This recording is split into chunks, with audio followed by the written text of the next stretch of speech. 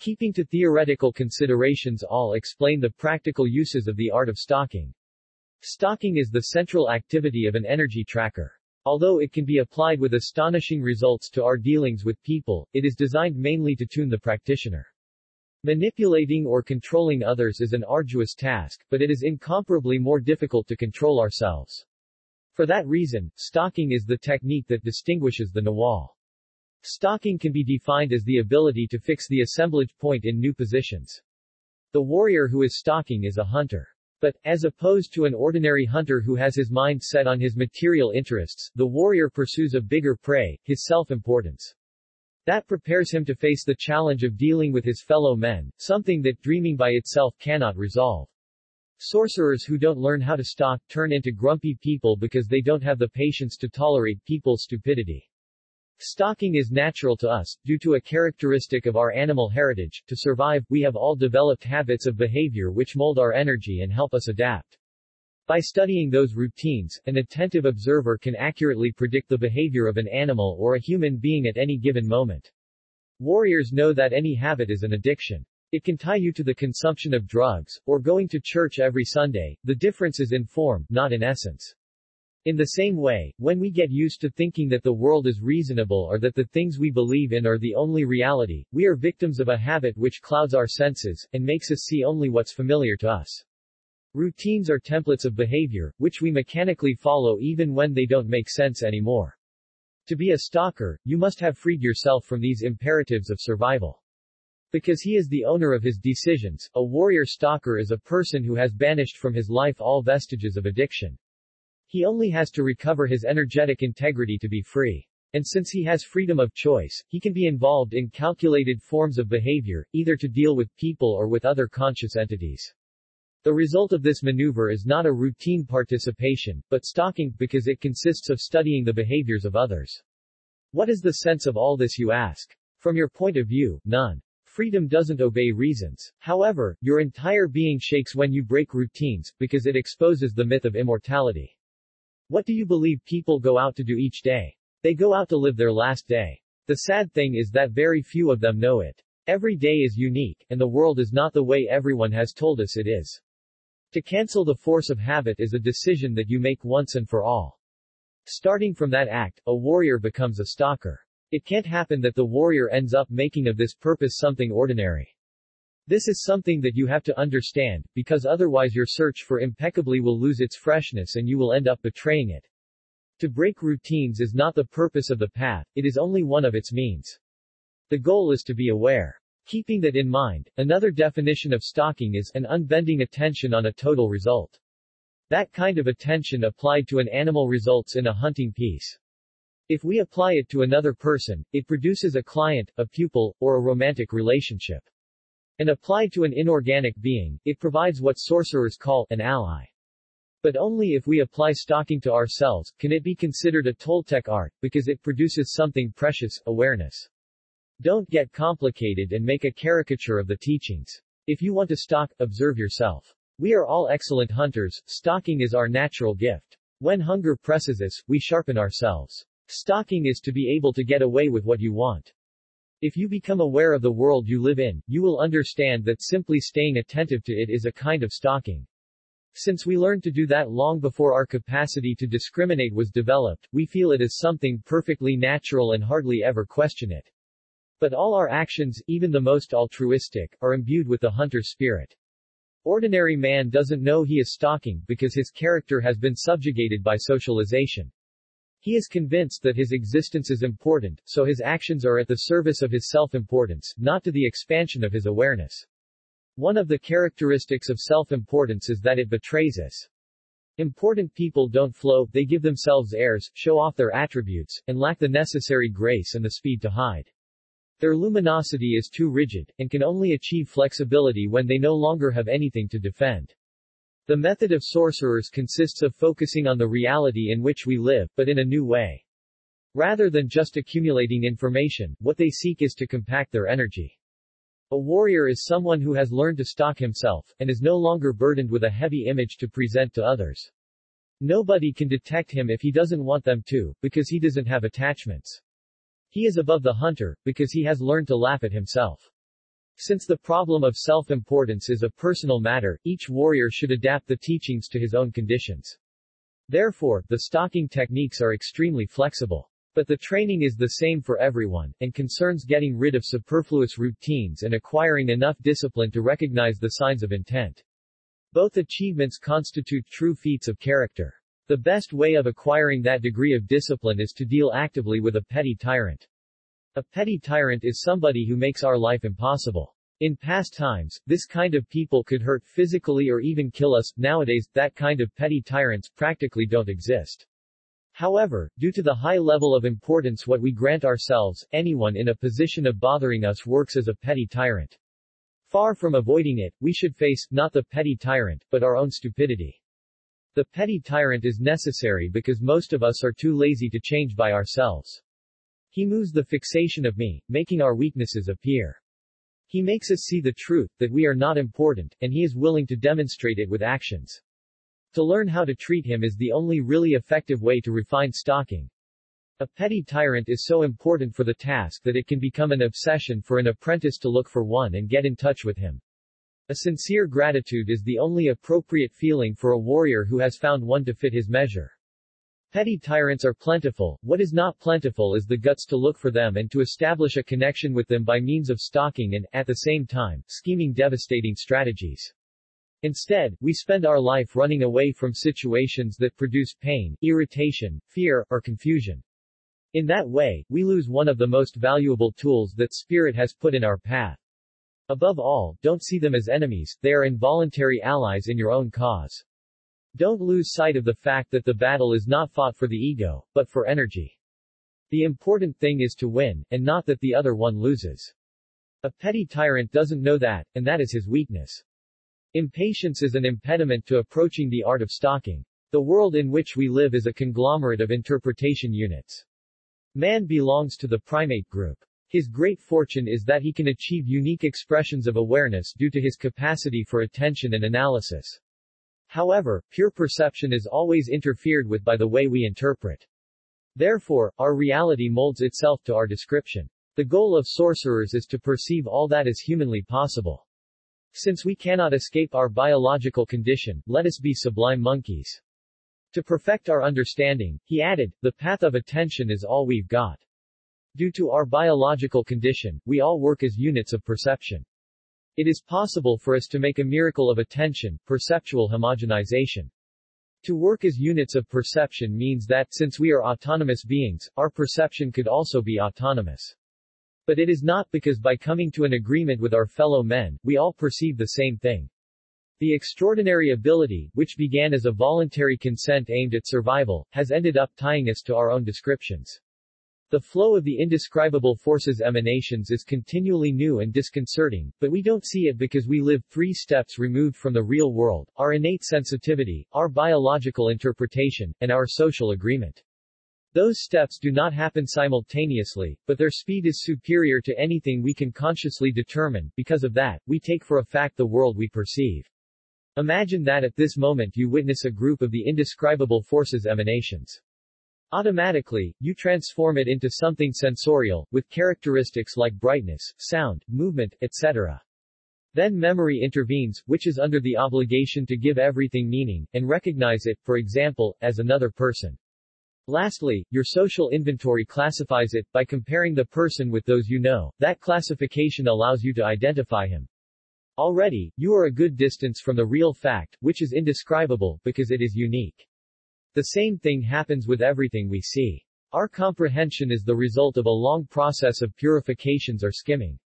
We skim everything, and in that way we modify the world that surrounds us to such an extent that there is very little left of the original. Although this sensation helps us to live under better conditions, it also enslaves us to our own creation, and makes us predictable. When we homogenize our assemblage points, the only things we allow ourselves to perceive are those which do not go against our preconceived idea of the world. We can no longer enjoy our freedom, all we do is to repeat a pattern. That homogeneity is frightful, it is too much. Start thinking, something is missing. Any preconceived idea, even something as simple as the names we give things, keeps us tied to reason, because it forces us to create mechanisms of judgment. For example, when you say, I believe in God, in fact you are saying, they told me certain ideas and I have chosen to adopt them. Then you are not the one who decides. It is the other, the implanted judgment. The ideal thing is that you determine your life starting from your own experience. If your belief takes something away from you, beware. Everything that doesn't make you free, enslaves you. Being focused on a particular aspect of the human inventory has two effects. It turns us into specialists in our field, but, at the same time, it will fossilize the energy conduits, which will then only react to certain stimuli, saturating ourself with ideas and opinions. A warrior cannot have the luxury of following people's ways, nor can he be a reactionary, because his freedom means to exercise other alternatives. Man is a magical being. He has the same capacity to fly into the universe as any of the millions of awarenesses that exist. But, at some point in his history, he lost his freedom.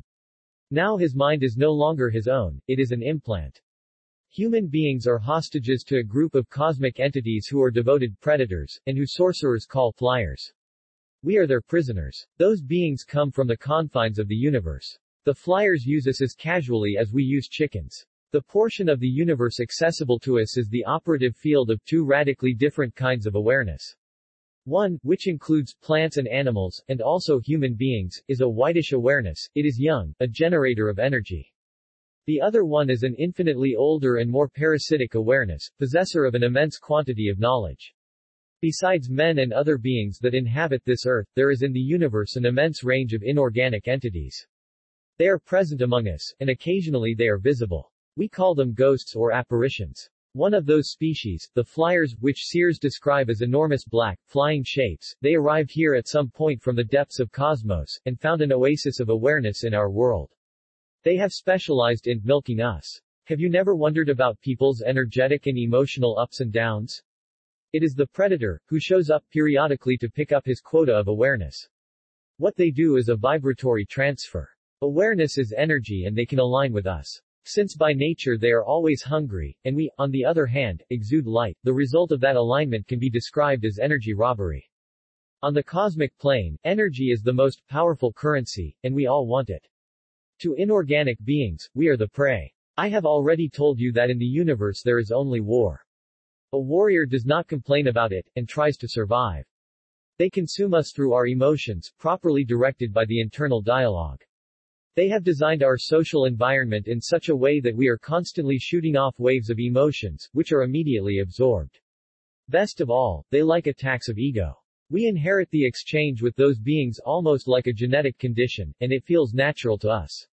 Their presence is painful and you measure it in various ways. For example, when they provoke us into attack of rationality or distrust, or when we are tempted to violate our own decisions. In exchange for our energy, the flyers have given us our mind, our attachments, and our ego. For them, we are not their slaves, but a kind of salaried workers. They bestowed these privileges on a primitive race and gave us the gift of thinking, which made us evolve. Indeed, they have civilized us. The flyers control us through our traditions and customs. They are the masters of religion, the creators of history. We hear their voice on the radio and we read their ideas in the newspapers. They manage all of our means of information, and our belief systems. Their strategy is magnificent. For example, there was an honest man who spoke of love and freedom. They have transformed it into self-pity and servility. They do it with everyone, even with Naguals. For that reason, the work of a sorcerer is solitary. For millennia, the flyers have concocted plans to collectivize us. Their strategy has become so intelligent that we don't even know they exist. In the past, they hooked us through our credulity, today, through our materialism. They are responsible for modern man ambition not to have to think for himself, just observe how long somebody will tolerate silence. At this time, they are running a great risk. Humanity is in very quick and constant contact, and information can reach anyone. Either they must fill our heads, bombarding us day and night with all kind of suggestions, or there will be some who will realize and warn the others. If we were able to repel those entities, in 1 week, we would recover our vitality and we would be shining again. But, as normal human beings, we cannot think about that possibility, because it would imply to go against all that is socially acceptable. Fortunately, sorcerers have one weapon, discipline. The encounter with inorganic beings happens gradually. In the beginning, we don't notice them. But an apprentice begins to see them in his dreams and then while he is awake, something that can drive him crazy if he doesn't learn how to act as a warrior. Once he understands, he can confront them. Sorcerers manipulate the foreign mind, turning into energy hunters. In this sense, sorcerers are opportunists. They take advantage of the push they've been given and say to their captors, "Thanks for everything, see you later. The agreement you made was with my ancestors, not with me." When recapitulating their life, they are literally snatching the food out of the flyer's mouth. Our advantage is that we are dispensable, there is a lot of food around. A position of total alertness, which is nothing but discipline, creates such conditions in our attention that we don't taste good anymore to those beings. In that case, they turn away and leave us in peace. Our reason is a byproduct of the foreign mind, and we shouldn't trust it. What sorcerers reject is not the capacity of reason to reach conclusions, but the way it is imposed on our life as if it is the only alternative. Rationality makes us feel like a solid block, and we begin to grant the greatest importance to concepts like reality. When we face unusual situations, like those which assault the sorcerer, we tell ourselves, it is not reasonable, and it seems we have said everything there is to say. The world of our mind is dictatorial, but fragile. After some years of continuous use, the self becomes so heavy that it is just common sense to give it a rest in order to continue ahead. A warrior fights to break the description of the world which has been injected into him, in order to open up a space for new things. His war is against the self. For that purpose, he tries to be permanently aware of his potential. Since the content of perception depends on the position of the assemblage point, a warrior tries with all his might to loosen the fixation of that point. Instead of creating a cult out of his speculations, he pays attention to certain premises of the path of sorcerers. Those premises say that, in the first place, only a high level of energy can enable one to deal adequately with the world. And second, rationality is a consequence of the fixation of the assemblage point in the position of reason, and that point moves when we achieve internal silence. Third, in our luminous field, there are other positions every bit as pragmatic as rationality.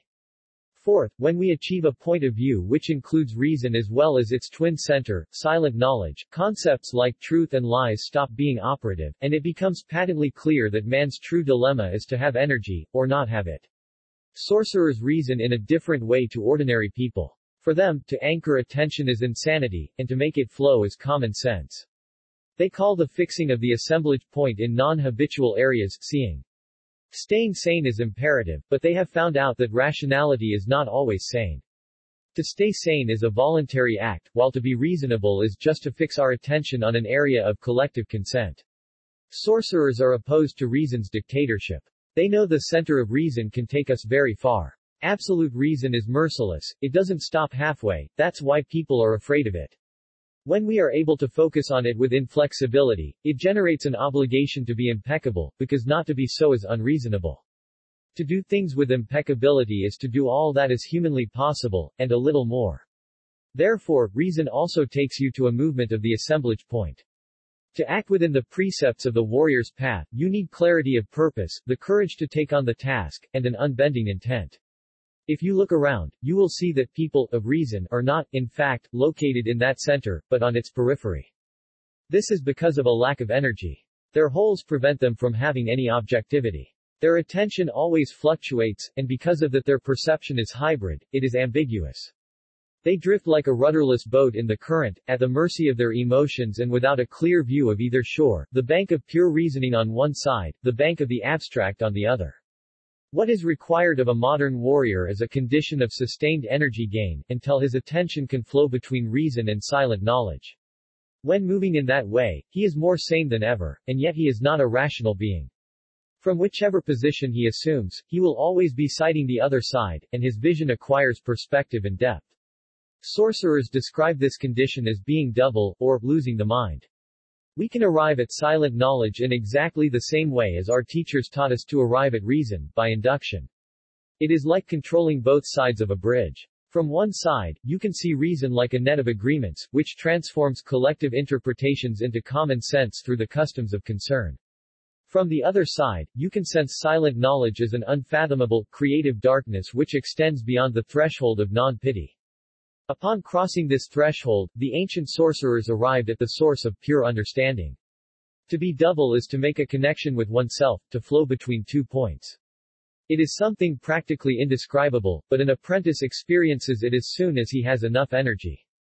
Starting from there, he learns how to deal with reason like a free being, neither reverent nor abject. He acquires what my teacher called intensity, that is, the capacity to store information in a perceptual block. Perception is composed of content and intensity. Extreme situations, like a sharp awareness of danger, proximity of death, or the effect of power plants, generate great intensity. A sorcerer learns how to store those experiences in the movement of the assemblage point.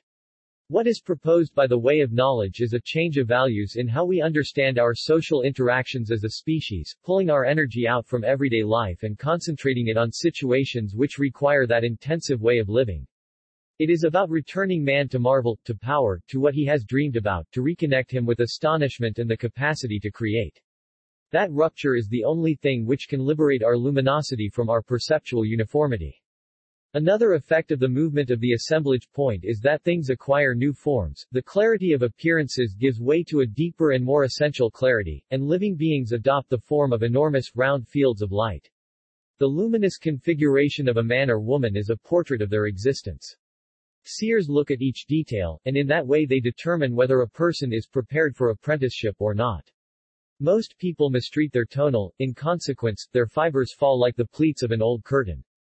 Those tired fibers work as a kind of glue, blocking the natural course of energy. My teacher called them tonal bells, because they are shaped like that, they are dark and give the impression of a heavy weight. When moving, those fields slither or give brief jumps, as if they are dragging something. In warriors, on the other hand, the pleats have tension.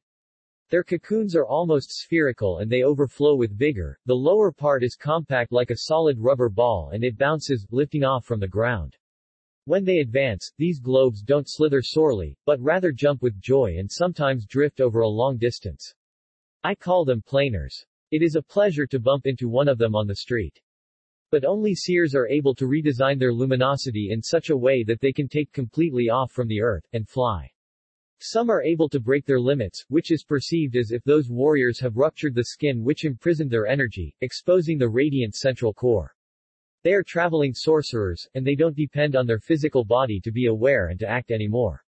The task of an apprentice is to re-center his energy body, through acts of impeccability and force that lead to the movement of the assemblage point. Above all, he should achieve mobility for his energy, making it flow in a natural way, his fibers stretch out and begin to shine with an amber shade. Perception takes place in a point of intensity with light that is generally rigidly fixed inside a very specific area, which sorcerers call the human band. That point aligns emanations we receive from the outside with those which are found inside our luminous field, similar to the way an antenna picks up radio waves and transforms them into sound. To see that point is a relatively simple matter, which happens already in the early stages of the path. It's enough to suggest it in the appropriate way. An apprentice should never say, I am useless, I don't see anything, but the opposite, I might see it, yes, there it is. If we repeat that intent over and over, sooner or later the assemblage point will enter into our perceptive field, and that is the first step towards moving it deliberately. How can we witness our own perception, you ask? Since we have no way of perceiving anything if it does not pass through the assemblage point, the only way of understanding this matter is to say that the point perceives itself. Whatever we see is the result of its operation. Because of that, we have the sensation of a flame burning where our emanations join with those from the outside. We might equally well describe the phenomenon in auditory terms, or as an electric crack that signals alignment. The important thing is to verify it for yourselves, because that will put you beyond the mind, it will fill you with silent knowledge. The mere act of seeing it has an impact which moves the fixation of the assemblage point. An experienced sorcerer is able to displace his attention very far from the human band. This enlarges the reach of his perception considerably. Some go on a trip to the realm of the inorganic beings, that alignment is very gratifying for his energy, and the traveler returns home renewed. Others have an inclination to go to the lower area, the area of the beast, the most sordid corner of the awareness. For human beings, that is a dangerous place, because to remain there for a long period can produce physical lesions. Where does the self stay while the assemblage point moves to the lower area? The assemblage point doesn't fit inside our inventory of reasonable things. Don't see it as a solid object or as another part of your body. We don't have an assemblage point, we are it. While a warrior is imprisoned within the limits of the human form, the furthest place he can transfer his assemblage point is to an area of interpretive vacuum, which new seers call limbo. That is a real space on the frontier of the other world, a transition area on the periphery of the other attention.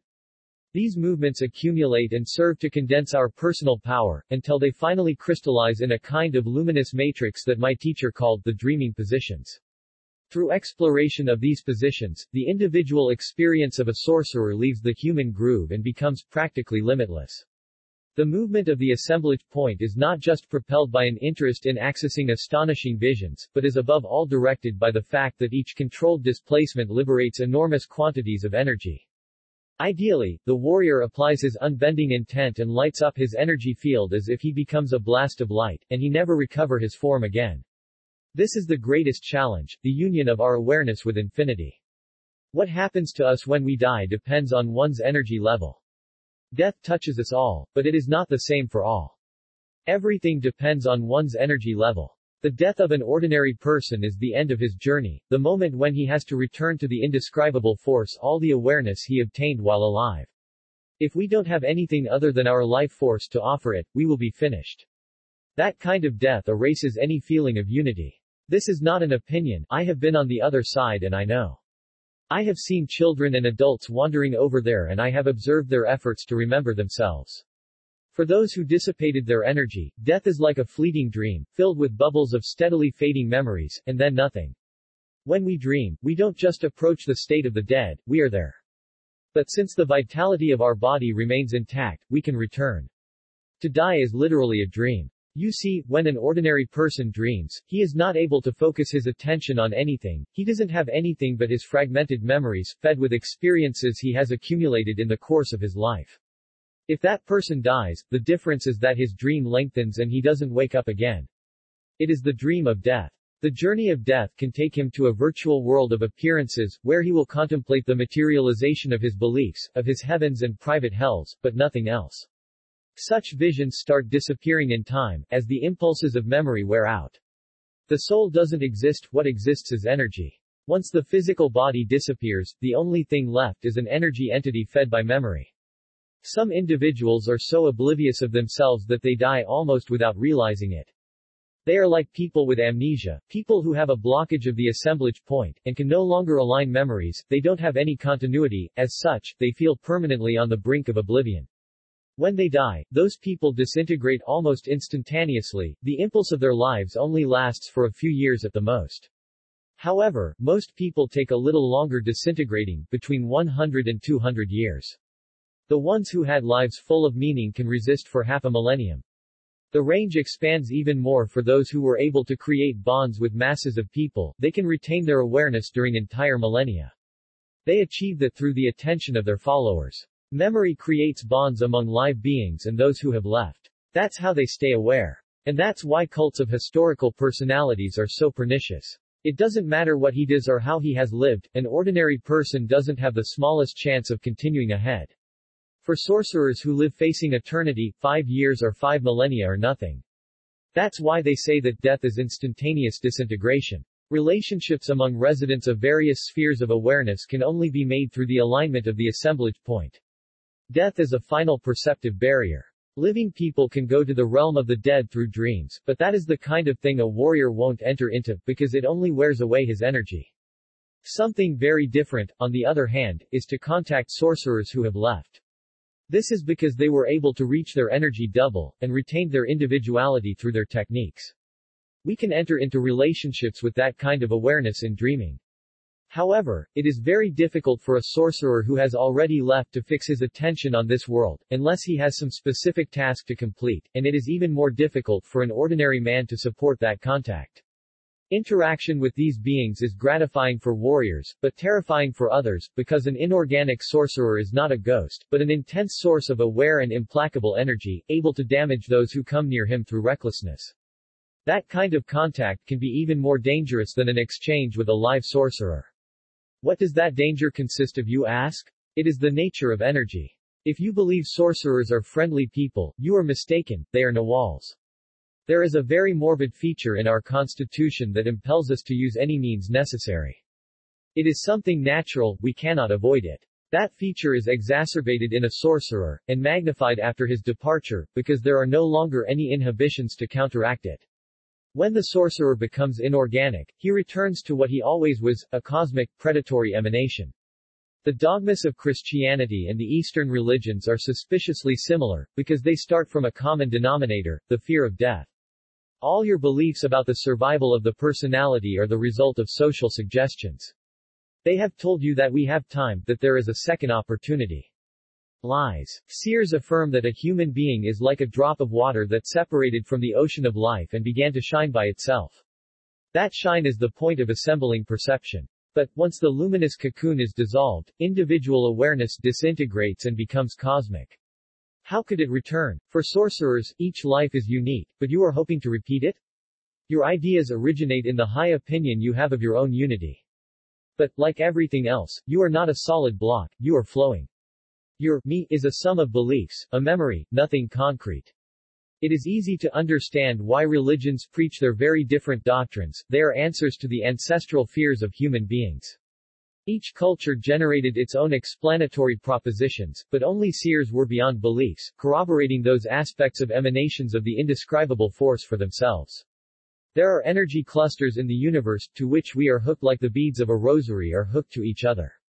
We are cyclical, we are the result of a luminous stamp, and every time a new being is born, he embodies the nature of that pattern.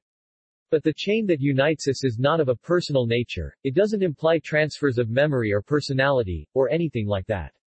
To survive death, it is necessary to be a sorcerer. By satisfying the indescribable force with a living replica, sorcerers are able to keep the flame of their individual awareness burning for eternities. But that is a feat. Do you think this greatest achievement of a warrior should be a free gift? It is true that anyone can tune in to certain living emanations that took place in other times, and feel that he has lived not only one, but many lives. But that is only one alignment among millions of possible alignments. An ordinary person has one possibility at a chance of surviving death, the way of the warrior. If you want to understand this, don't look at it in black and white. See it more in terms of movements of the assemblage point. The challenge of a warrior is to fix his attention, and fight to maintain the awareness of his individuality even after his departure. When we reach a certain threshold of perception, we see that physical death is a challenge.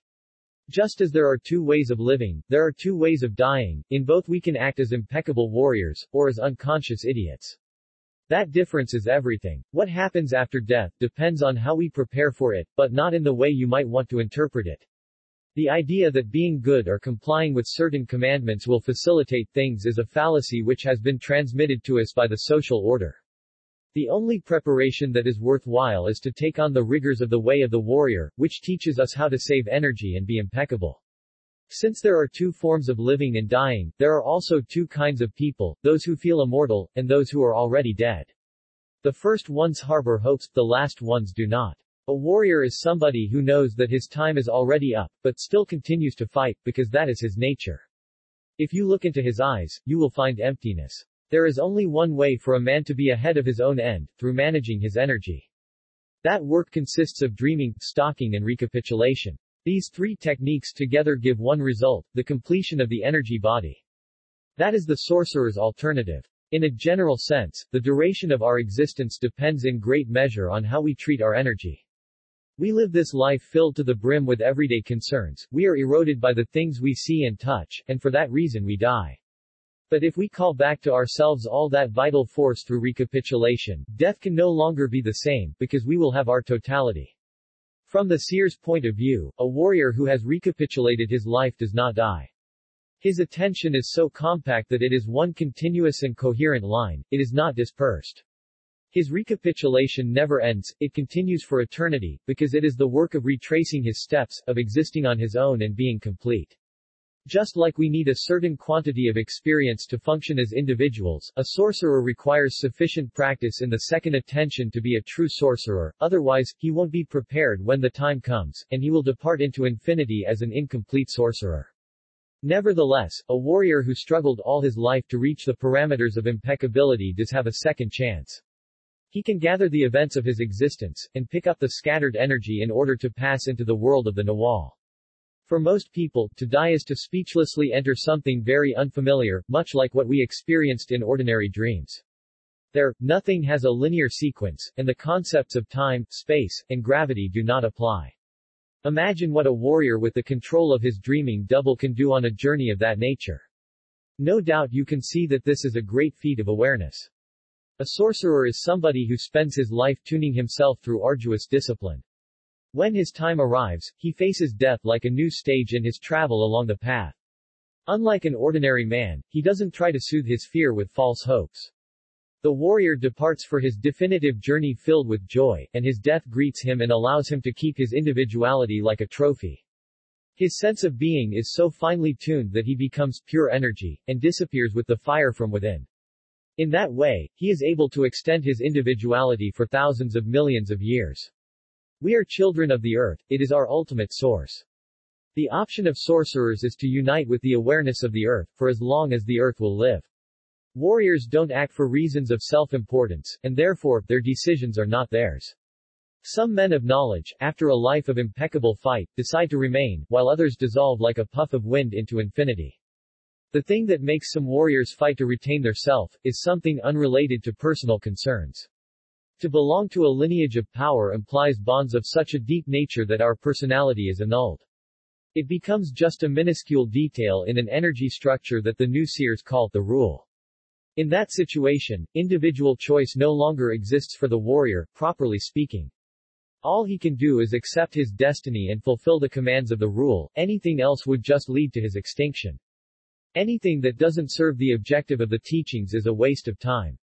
There was a time in which sorcerers traveled enormous distances across the world, in order to share the results of their spiritual search with colleagues on other latitudes. Unlike today, sorcerers moved in dreaming with complete freedom, and nothing was more respected than being a seer. The credit for the knowledge those men accumulated cannot be awarded to any one country in particular, the knowledge is universal. But the organization of their principles into the arrangement which today is called Nagualism, or the Path of the Warrior, definitely took place in ancient Mexico. Starting from their primary observations, the ancient seers arrived at the most profound understanding of universal truths that man has ever achieved. The power of their attention had so much force that it is still active today, generating potentialities which are affecting certain areas of Mexico and the southern United States, creating favorable conditions for an energy concentration that you'd be hard put to find anywhere else in the world. Partly, those sorcerers were helped by a peculiar configuration of the luminous field of the Earth, whose epicenter rotates around the Valley of Mexico. They see that peculiarity as a gigantic funnel or pleat of light, where emanations coming in from the universe fit with those of the planet, producing a heightened level of awareness. My teacher thought that the formation is natural and was used to maximum advantage by the seers to increase their power. But in my analysis of the matter, I have come to the conclusion that it is the other way around. The seers of antiquity fixed their attention on that area of the world, and the planet in its entirety responded to that intent, creating a gigantic catalyst of cosmic emanations. However we choose to interpret it, the fact remains, that is the center, anything can happen there. While we nowadays use books to transmit knowledge, the ancient sorcerers kept it in positions of the assemblage point. And they used their sculptures of stone, wood, and ceramics as catalysts for the movement of that point. So their knowledge took the form of magnificent works of art, because for them knowledge was not only information, but, above all, a sublime vision of life. The power of that vision has lasted until the present. All the Naguals I am aware of were Toltecs, that is, accomplished artists. They combined impeccable control of their emotions, with a high aesthetic sensibility provided by their experiments with awareness. The result was an unheard-of capacity to communicate sensations, and make sense of extreme experiences that would have entangled other men to the point where they could just babble incoherently. Some Naguals of my lineage were attracted to the plastic arts, others to theater, music, or dance. There were some whose predilection was tales of power, stories which are able to unleash the same effects on their listeners, because they are not based on the cleverness of reason, but on the marvels of our being aware. Today we call those stories myths, and of course, we don't understand them. Judging from their artistic expressions, the obsession of the sorcerers of ancient Mexico with transmitting their knowledge to those who surrounded them has no parallel anywhere else on Earth. The agreement they made with their pupils had different parameters from our Western, rational, agreements. The pre-Hispanic reality included aspects we would not consider normal, because they had to do with energy fields that are not in use anymore. An example of one of those fields is the emphasis on dreaming, which was of consuming interest to pre-Hispanic people. Remnants of it can still be found today in isolated tribes in the country. Due to the lack of synchronicity among the emanations aligned by ancient and modern concerns, it is almost impossible to cross the interpretive barrier that separates us from those cultures. So, as ordinary men, we will never fully understand their artistic creations. Fortunately, a sorcerer has special tools, because he has learned how to make his assemblage point flexible. He can connect his attention with the modality of awareness of other times, and he knows how to adjust his concern with that of sorcerers who have departed.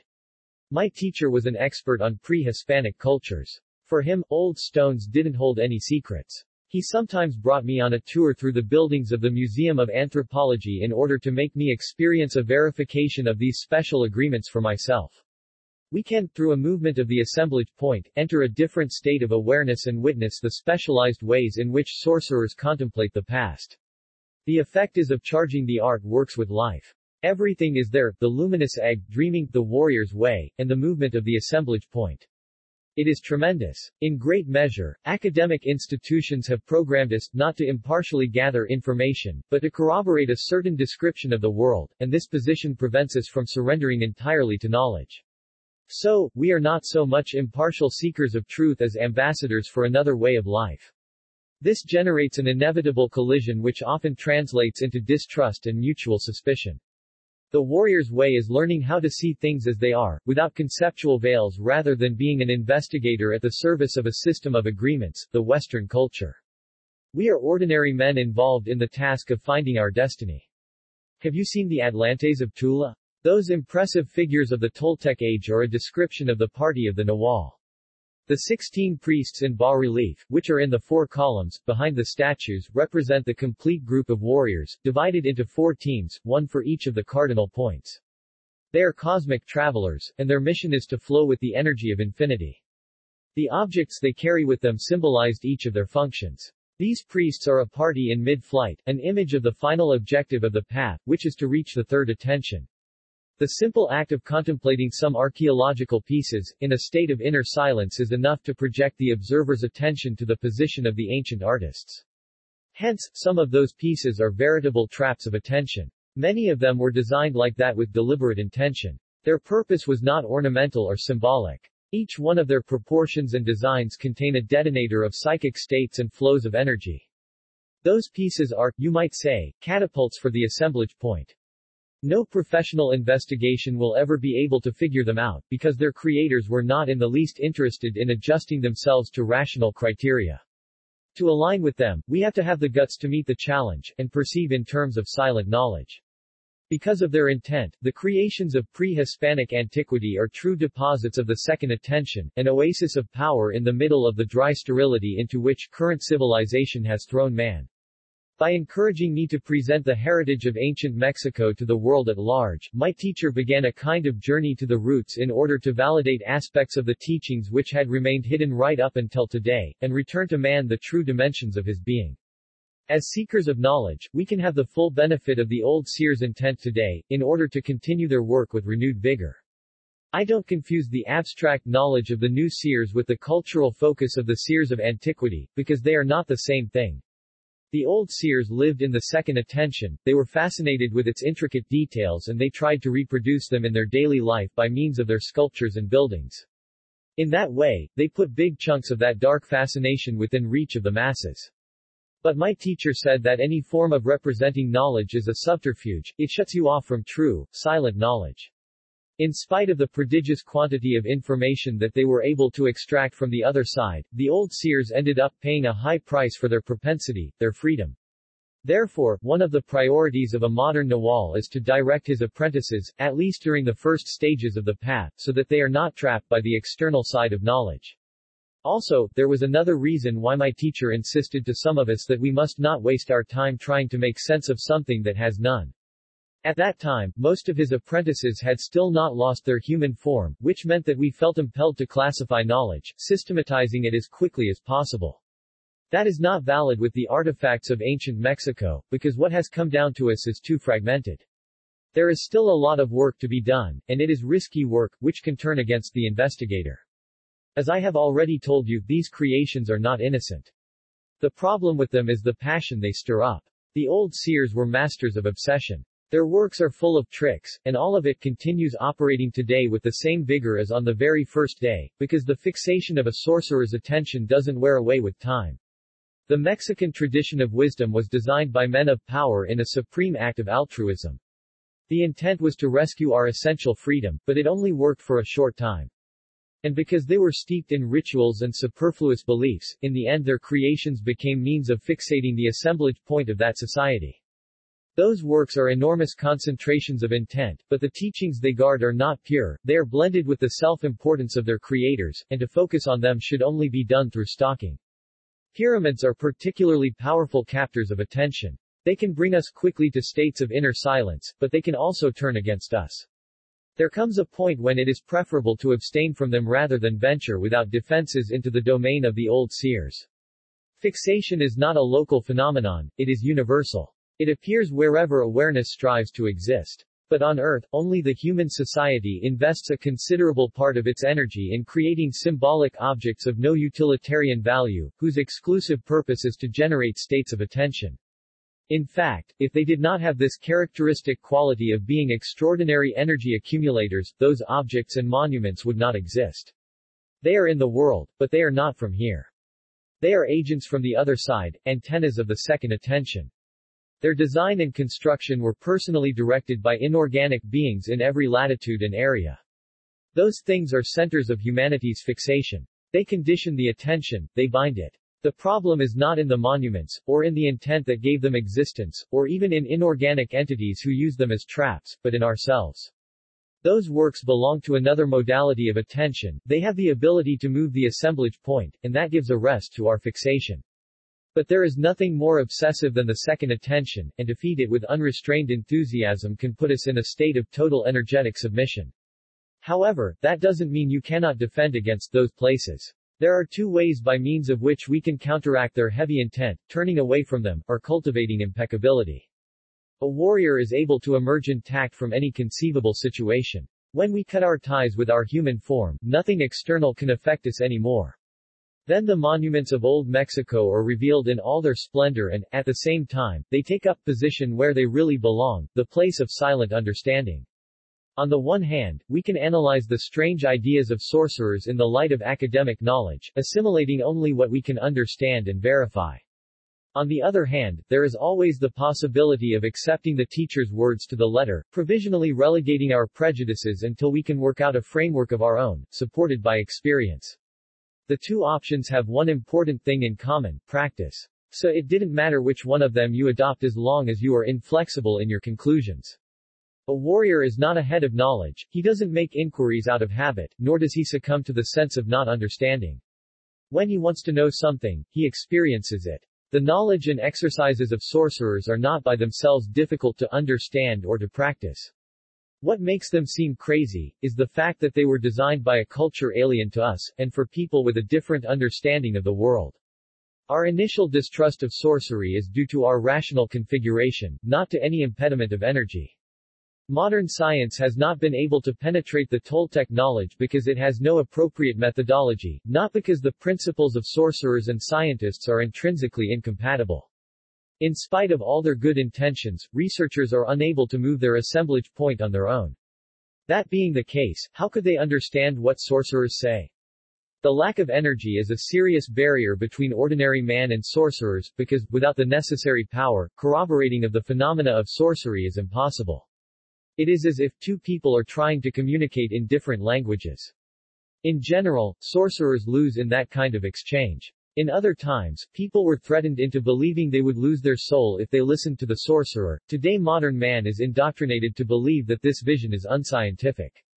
The truth is something else. Practicing the warrior's principles, far from damaging our mental clarity, gives us valuable tools with which to manage knowledge. That is because these principles, when they are guided towards accumulating energy, zealously follow two scientific postulates, experience, and verification. Contrary to what many think, the need to corroborate is not exclusive to Western culture, it is also an imperative in the Toltec tradition. Nagualism, as an ideological system, is not based on dogmas, but on the personal experience of generations of practitioners. It would be absurd to think that all those people, over thousands of years, have placed their trust in simple lies. Since its starting point is experimentation, we can say that Nagualism is not a belief system, but a science. Toltec teachings have an undeniable practical value, for example, the advice to control self-importance, to acquire a clear vision of the privilege of living in this instant, and to adopt the strategic principles of the warrior's way. However, other points may go beyond your current capacity to understand, that, in a parallel space to this world, a universe of laws that has nothing to do with our daily logic exists, populated by conscious entities that your senses cannot perceive. For you, to corroborate is to explain, while for sorcerers is to witness indescribable things without subterfuge or mental tricks. You believe that the reach of your senses is the real limit of the universe, but you don't stop to think that your senses are very poorly trained. I am not inviting you to believe, but to see, and I assure you that seeing is sufficient proof of everything I have told you. However, I cannot attest the energetic essence of the world for you, that you have to intend on your own, and to find inside your innate potentialities the way of carrying it out. What differentiates a contemporary scientist from a seer is that for the seer, what's at stake is his own life, while, for the scientist, the only thing he stands to lose if something goes wrong in his investigations, is his time. The methods of both are equally rigorous, but different. A sorcerer cannot be satisfied if he can't verify for himself the stories he has been told.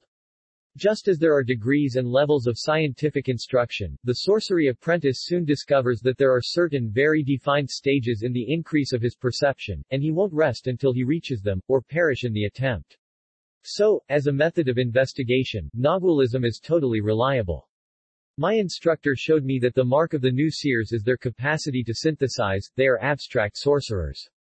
In fact, their focus is more rigorous than the focus of science, because seers are involved in an enterprise of a colossal magnitude, which men of science don't even dare to formulate, the verification of our interpretation concerning the consensual reality in which we live. With that as a starting point, you can see how sorcery is the best ally of formal thought. Someday, it will be possible to break the ice, and science will discover that it shares a great vocation with Nagualism, a passion for truth. Then both modalities of investigation will shake hands and cease being antagonistic points of view. They will fuse into one intent to penetrate the mystery.